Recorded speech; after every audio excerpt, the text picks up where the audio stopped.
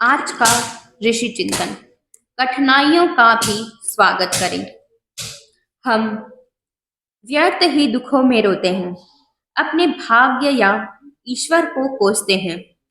दुख तो प्रकृति माता की वह प्रक्रिया है, ईश्वर का वह वरदान है जिससे हम सचेष्ट होते हैं, जीवन की शक्तियों को उपयोग में लाते हैं और इससे हमारे सुखद और उज्जवल भविष्य का निर्माण होता है।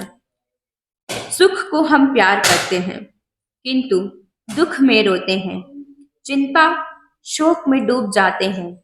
यह हमारे एकांकी दृष्टिकोण और अज्ञान का परिणाम है। सुख की तरह ही दुख भी जीवन का अभिन्न पहलू है। यदि दुख ना हो तो हम सुख से उभर जाएंगे। सुख के मादश नशे में एक दूसरे का नाश कर लेंगे। इतना ही नहीं, हम सुख का मूल्य ही नहीं समझ सकेंगे। रात्रि के अस्तित्व में ही दिन का जीवन है।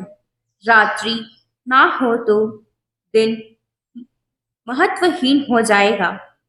जिस तरह रात और दिन एक ही काल के दो पहलू हैं, उसी तरह सुख दुख भी हमारे जीवन के दो पहलू हैं।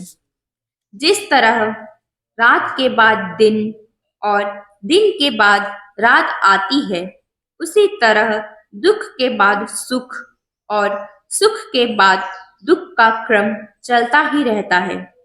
आवश्यकता इस बात की है कि सुख की तरह ही हम दुख का भी स्वागत करें, उसमें शांत मना स्थिति दृढ़ रखकर अपने कर्तव्य में लगे रहें।